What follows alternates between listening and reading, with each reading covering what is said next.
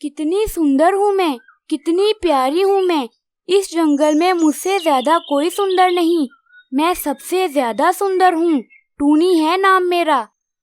टूनी चिड़िया वाकई में बहुत सुंदर थी, मगर वो हर समय अपनी तारीफें ही करती रहती थी।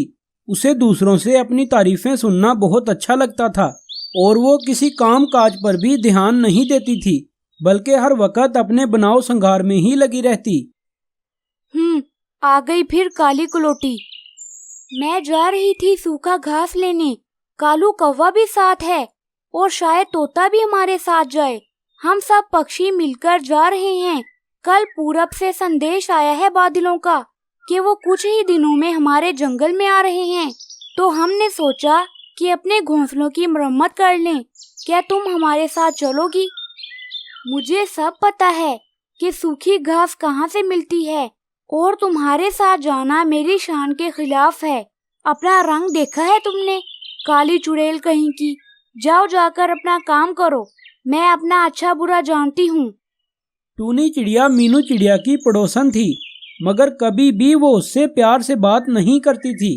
टूनी चिड़िया को लगता था कि वो जितनी सुंदर है उसके दोस्तों को भी उतना ही सुंदर होना चाहिए।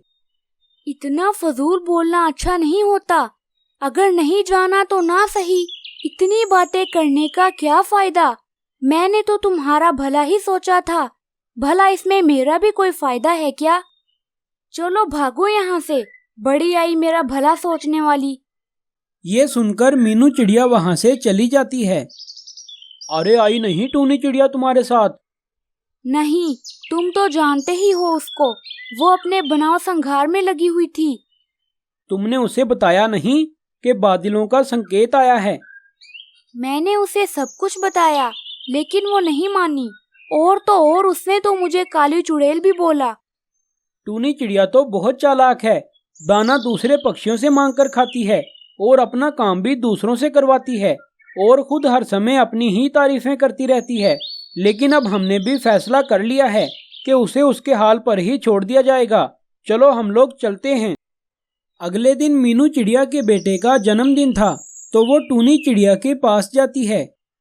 टूनी बहन, आज मेरे इकलौते बेटे का जन्मदिन है और मैं तुम्हें इनवाइट करने आई हूँ। तुम आज रात को जरूर आ जाना। दूसरे तमाम पक्षी भी आ रहे हैं। हम बहुत मजा करेंगे। सब पक्षी मिलकर दाना भी खाएंगे। देखूंगी, लेकिन मुझे डर है कि तुम्हारे इस काले रंग का मुझ पर भी असर ना हो जाए। कहीं मेरी सुंदरता को दाग ना लग जाए। तुम पता नहीं हर वक्त फजूल बातें कहाँ से सोचती हो। ये कहकर मीनू चिड़िया वहाँ से चली जाती है। मजा करेंगे। सब इकट्ठे दाने खाएंगे। कराती हूँ तुम्हें अभी मजा। आज अपने बेटे का जन्मदिन तुम अकेली ही मनाओगी। कोई भी तुम्हारे घर नहीं आएगा। मैं अभी कुछ करती हूँ। ये कहकर टूनी चिड़िया वहाँ से चली जाती है और कालू कौवे के पास पहुँच जाती है। अरे आओ टूनी चिड़िया, कैसे आना हुआ? कुछ नहीं, मैं तो तुम्हें ये बताने आई थी कि थोड़ी देर पहले मेरे पास मीनू चिड़िया आई थी। उसके बेटे का जन्मदिन है ना। आज वो कह रही थी कि कालू कौवा इतना ज्यादा काला है।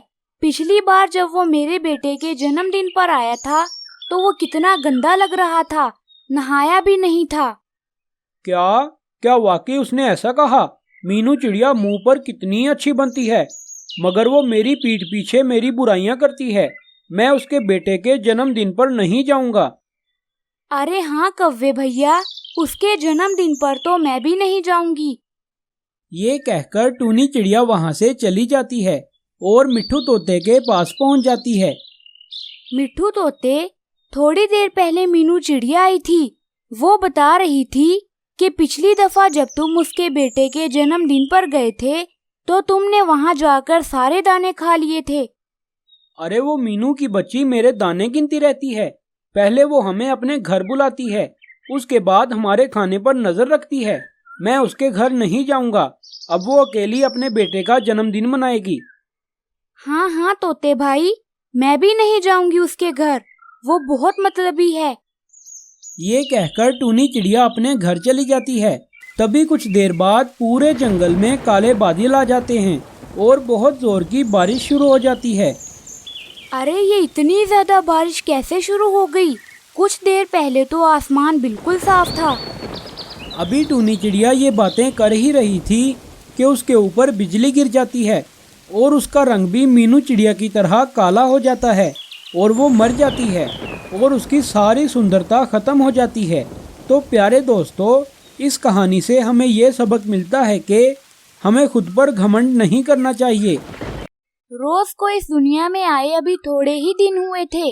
अभी तो उसको इस जंगल के मौसम और हालात का भी नहीं पता था और सूरज की तेज धूप सीधा उसके सर पर पड़ रही थी और वो धीरे धीरे मुरझा रहा था।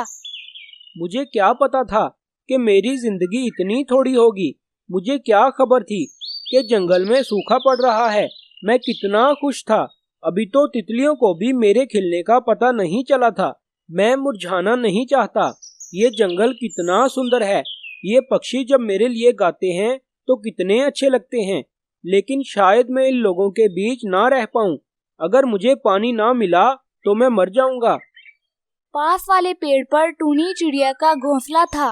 टूनी चिड़िया और उस रोज की दोस्ती पहले ही दिन हो गई थी और टूनी चिड़िया की नजर अपने दोस्त पर पड़ती है तो वो तुरंत उसके पास चली जाती है।